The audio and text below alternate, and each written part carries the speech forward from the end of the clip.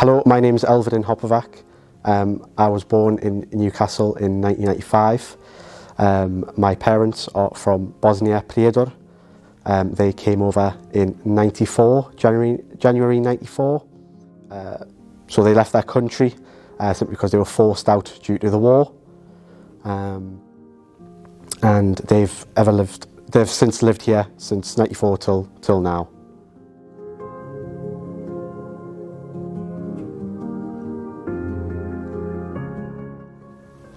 Being the first refugee Bosnian baby in Newcastle was quite surreal, a little bit weird, but it was, like I say, being the first refugee baby, my parents coming from Bosnia. It was, like I say, surreal and different, obviously not knowing at the time. I only found out recently, or as I've got older, that I was the first refugee Bosnian baby.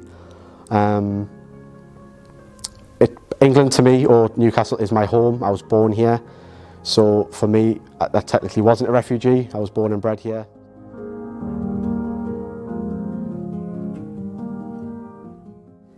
So my parents ended up in the northeast simply because they were forced out of their own country due to the Bosnian War, due to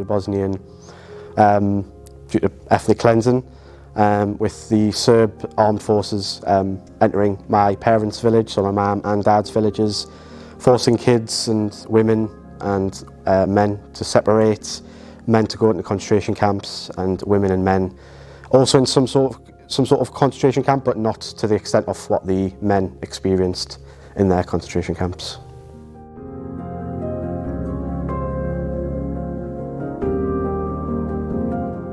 So my dad was in two.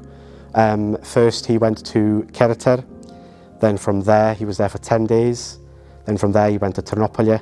That's why he did an extra 40 days in Ternopilje, and that's when, after Ternopilje, he went to Zagreb in Croatia after that.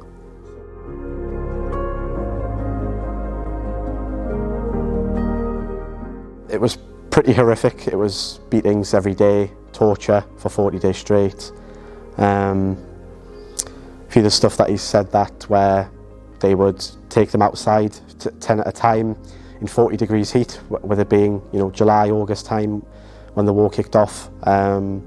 Place them all on the floors, pretty much naked, and all the Serbian soldiers, stamping on them and making them sort of lie in the heat for up to 6-7 hours and just burn.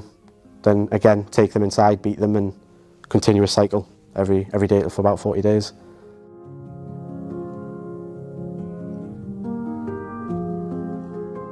So my dad lost 3 brothers. He lost them, they were killed pretty much at the start of the war. Same with my mum's brothers as well. My dad was the only male out of his whole family, as in, essentially from his whole family that survived. His brothers didn't survive, like I say, they were all killed at the start of the war. And same with my mum's brothers, they were killed at the start of the war as well.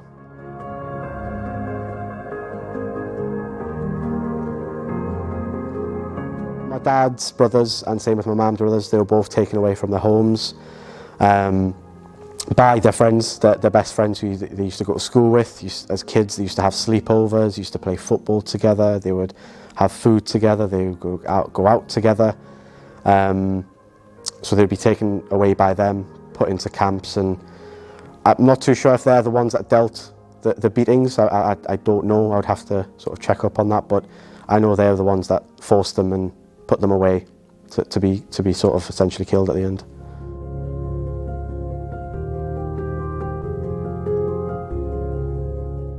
There's a couple of them that are still free to this day in Preider.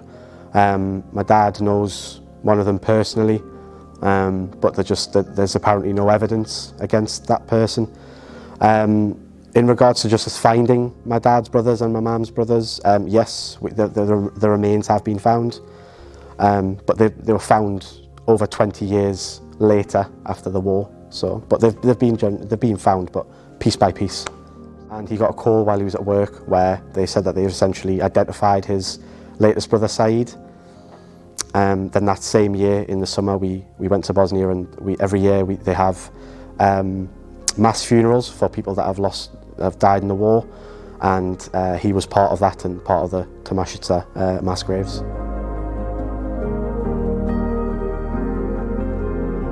So my dad managed to get out the camp by there was another lorry or bus that arrived in Ternopoli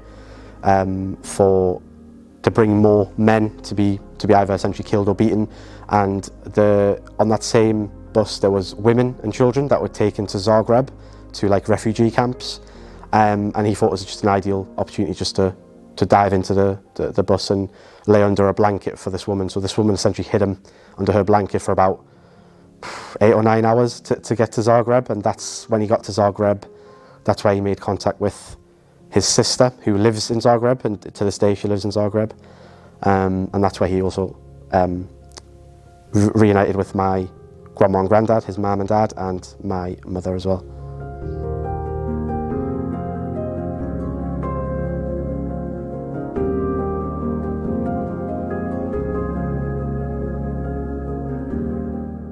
They love being here because they've been accepted.